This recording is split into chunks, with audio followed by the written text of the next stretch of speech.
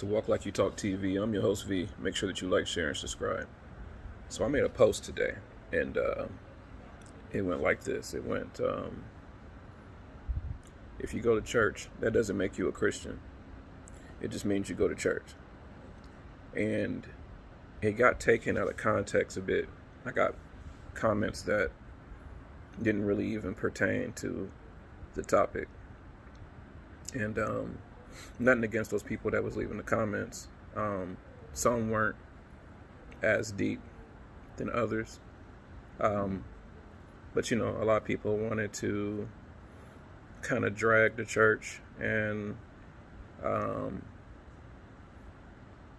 with things like the building is not the church, which it's not. The church is outside of four walls, which it is.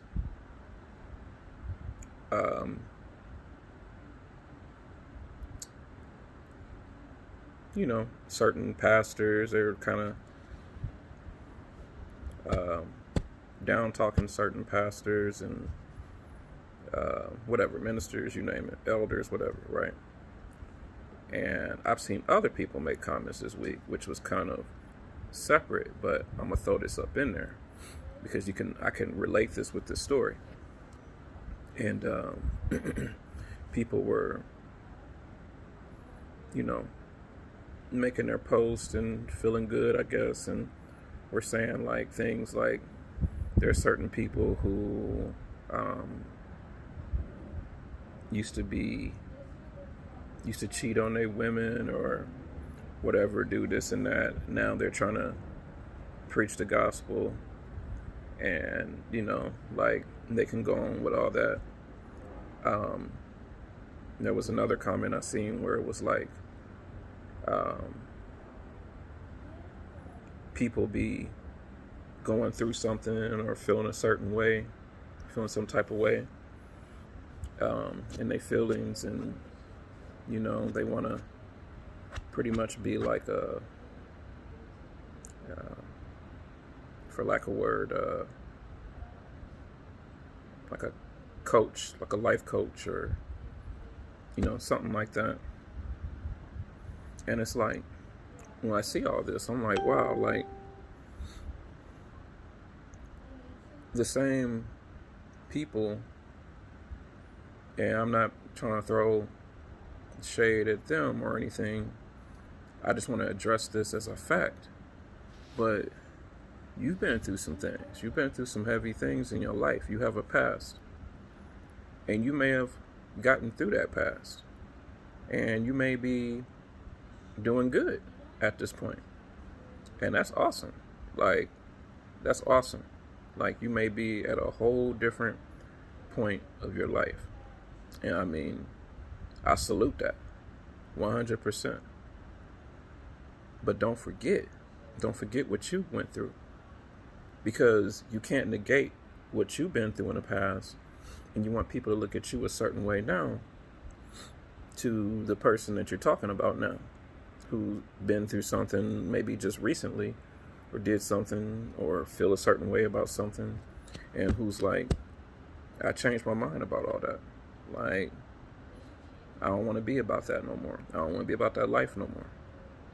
Or, yeah, I used to cheat with different women and do this and that.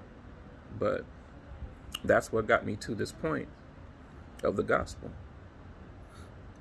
Like, God can take you from that situation and take you to a whole nother situation. That's like David. Like David cheated with somebody else's wife, set the person up, which you could say that was hating on him or whatever like that. And look at what he became because he had a heart for God. So don't think like there's nobody else out here that don't have a heart for God.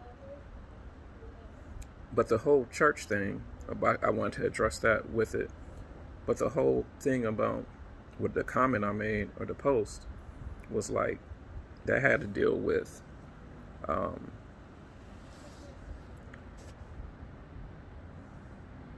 separation from the wheats and the tares. That had to deal with wolves in sheep's clothing. And, we have people who are intentionally going to church, trying to cause division in church, because that's what the enemy wants to do. That's really was the context of that text message. And if you read it again, like I read it earlier here, it wasn't anything deeper than that. Like, I'm not even trying to be deep. Like, I leave all the philosophical stuff and, the judgmental stuff and how we supposed to do things, how we not supposed to do things. I leave that all up to all, the people who decide to go that route. Like, because Jesus never carried himself like that. I mean, it was always about teaching us to be childlike, to where we would be happy to receive the information on how to grow in Christ and how to spread this gospel. So whether you're in the building or you're not in the building, I don't see God being concerned with that. Like, I don't see him looking at one higher than the other, as long as you're fulfilling his purpose in both. I mean, it's all a part of the body. I mean, the building does some great things. I mean, you could look at certain climate issues. I mean, it's common sense to where if you got 3,000 people, 1,000 people, 300 people, you want to probably have a building. I'll speak for my church. I mean, North Park Apostolic here in San Diego and in the Lemon Grove community. That church does so much for the community. I mean, it's the church for the people. My pastor dedicates that church to the people. Like, anyone that's a member of that church, and honestly, even not a member, they could have a funeral there. They could have a wedding there. They got one of the biggest food banks in the area. I mean, that's where they're taking care of the people at the building. It gets hot here. So the building, call it what you want. If you don't want people passing out and things like that, I mean, it serves a purpose. But the main important thing is that the gospel of Jesus Christ is being preached, and it's being preached to the end of the world, no matter whether you have a building or don't. On the other side, my church also goes outside too. They do things. They have, events where I remember, there's a trolley station right down the block from my church, and they were going down there because it was big on sex trafficking and child trafficking and things like that. And we would go down there constantly and try to help people out. Don't forget we're right next to the border.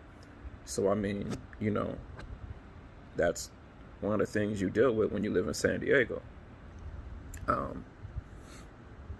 So there's many things that my church is doing that is outside the church and inside the church. They just so happen to have a building. The pastor is not all about serving himself. I mean, he's not caught up in cars, jewelry, fancy suits, none of that. I mean, this dude may be one of the most down-to-earth dudes that you'll come across, to be honest with you. And I'm saying that because not only is my pastor a good pastor, but there's others in the same situation that so happen to own a building. My thing is about the division. We don't want to do that. We don't want to cause a situation to where we separating the church against the church. We don't want to do that. Like, I mean, why would we do that? There's enough separating us as it is with race, with gender, with politics, with everything. Like, there's enough going on. And we have to do our due diligence to make sure that we're in a place to where we show love and people see through our talk, our walk, and our talk that we do what we say, that our action is louder than, you know, what we say, you know. And, you know, so I don't get caught up in the religion or any of that kind of stuff because I'm not religious, you know. And I just don't, you know, I say what I said earlier because I don't want you guys out here making false assumptions about people who are really trying to change their life, whether you think they're not, whether you think they are, or whether you think they're not. Remember what you came from. Remember where you came from. Remember what you went through. Remember how people looked at you when you went through it. You know? And look at you now. Look at how God has blessed you, whether you believe in him or not. Look at how he's blessed you now. You ought to give him praise. You ought to give him thanks. And you ought to be, you know, show empathy to the people who's like, you know what, I've been doing this wrong. It's clicked now. I know it's wrong, and I don't want to live like this no more. Regardless of how they feel. I mean, that's the change. That's what we should want for our people. You know, I look at it like, you know, here's the thing. So we are to disciple, you know, we are to be discipled to, and we're to disciple to people, and they're to disciple to people, and they are to disciple to people, and they are to disciple to people, and they are to disciple to people, and on until we touch every single person on this earth, until the gospel has touched every single person in this nation. I mean, the way I see it, and I'm not trying to say I'm right or anything, but that's the only reason why the rapture hasn't taken place yet. We still need to make sure that we spread the gospel throughout the whole earth, that everyone has had an opportunity and a chance to hear the gospel, whether they, you know, believe it or not, whether they accept it or not. So I just don't want you guys to get caught up with whether you have a building or whether you don't have a building. That's not important. Let me tell you something about that. I like going to church because there's people who think like me in the church. There's people who encourage me in the church. I'm talking about when I'm at my lowest. There's people who feel you.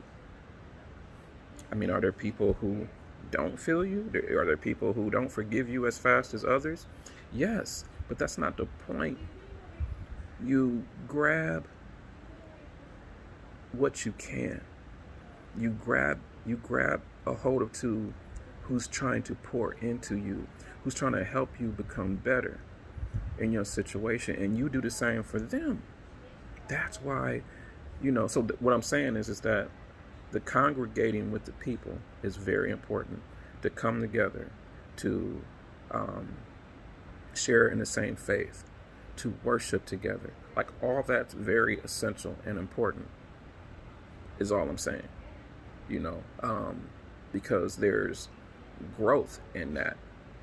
I mean, for us to be better disciples, you know, look at how it went. Jesus never changed this. I mean, when he was, you know, when he was on this earth and he was raising the disciples, he sent them out in pairs. He told them to go out in pairs for the fact that, you know, one can help the other where they was weak and vice versa. You're not alone. You're not doing this alone because you can't do this alone. You know? So we need to kill all this religion and this philosophical crap like the Pharisees and all that. Like, ain't none of us arrived. None of us. Like I said, I look at my church and, you know, they have a building. I mean, and all the members drive better cars than my pastor.